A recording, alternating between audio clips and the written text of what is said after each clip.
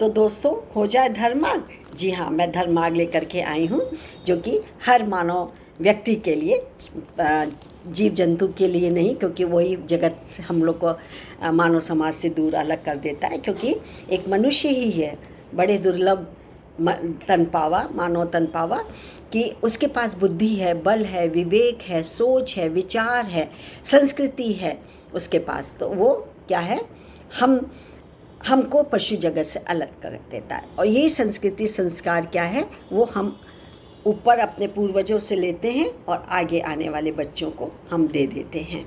तो संस्कार क्या है, धर्मार्ग पे चलना ही तो संस्कार है। और आज नहीं, जाने कब से दुनिया बनी हुई है और उसके पहले से भी धर्म की बातें बताते हैं। यहाँ तक कि ये तक कहते हैं कि धर्म के 10 लक्षणों में 11वां लक्षण ये भी है कि जीवों पे दया करिए, और एक चींटी भी हो, मच्छर भी हो, उसको आप मत मारिए।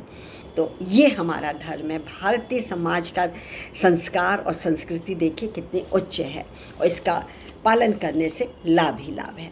आज का शीर्षक लिया है सद्विचारों की सार्थकता, और इसको हम तक लाए हैं डॉक्टर राजबंधु जी। आपका बहुत बहुत नमस्कार और धन्यवाद। आपकी बात मैं जन जन तक रख रही हूँ। और विशेषकर ये किशोर वर्ग और युवा वर्ग के लिए धर्मार्ग को अपनाना बहुत लाभदायक होता है। मस्तिष्क विचारों का केंद्र स्थल है। इससे सद और असद विचारों का निर्णय और कार्य करने का निर्देश इंद्रियों को दिया जाता है। अतः विचारों को कार्य करने का कारण बताया गया है। ये विचार अपने और दूसरों के बारे में हो सकते हैं। व्यक्ति और समष्टि दोनों के विचार नीति विषयक होते हैं। अर्थ और कामनाओं की पूर्ति के लिए विचार प्रायः वैयक्तिक होते हैं। ये विचार ही हैं जो सात्विक, राजसिक और तामसिक व्यक्तित्व का निर्माण करते हैं। भोजन, सत्संग और स्वाध्याय से सात्विक विचार उद्भूत होते हैं। सात्विक विचार समष्टि के हित को प्राथमिकता देते हैं। इसमें स्वार्थ कम से कम होता है। तामसिक विचार स्वयं के लिए होते हैं। इनमें परहित को गौण माना जाता है।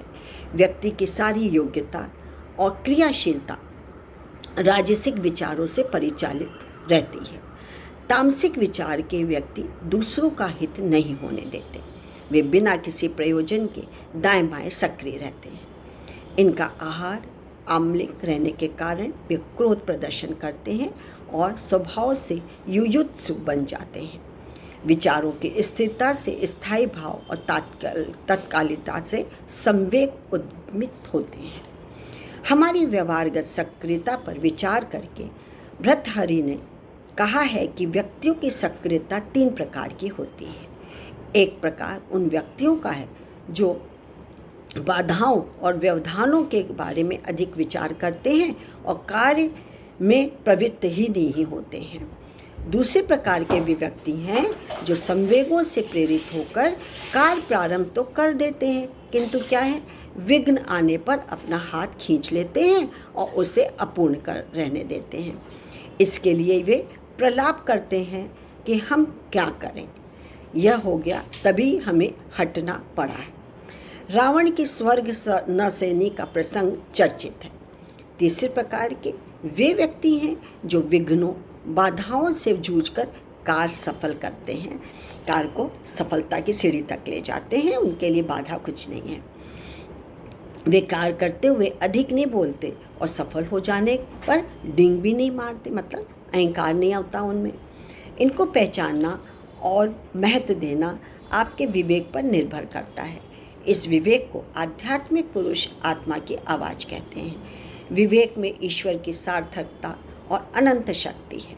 स्वाध्याय, चिंतन, सत्संगति, सात्विक आहार और आत्मबल विवेक को परिचालित करते हैं। अतः हमें वह सब त्याग देना चाहिए जिससे आत्मा की आवाज़ अथवा विवेक पराभूत हो। राजबंधु जी, पुनः कोटि कोटि प्रणाम कि सरल शब्दों में लेकिन सार गर्भित विचार हम तक प्रेषित किए। फिर मैं एक नए आध्यात्मिक और धार्मिक प्रसंग को लेकर के आऊँगी और धर्मार्ग नामक वीडियो आप तक शेयर करूँगी। मैं doctor Manju Jain, retired associate professor former saint degree college Kanpur. आज के लिए इतना ही। Bye and thank you.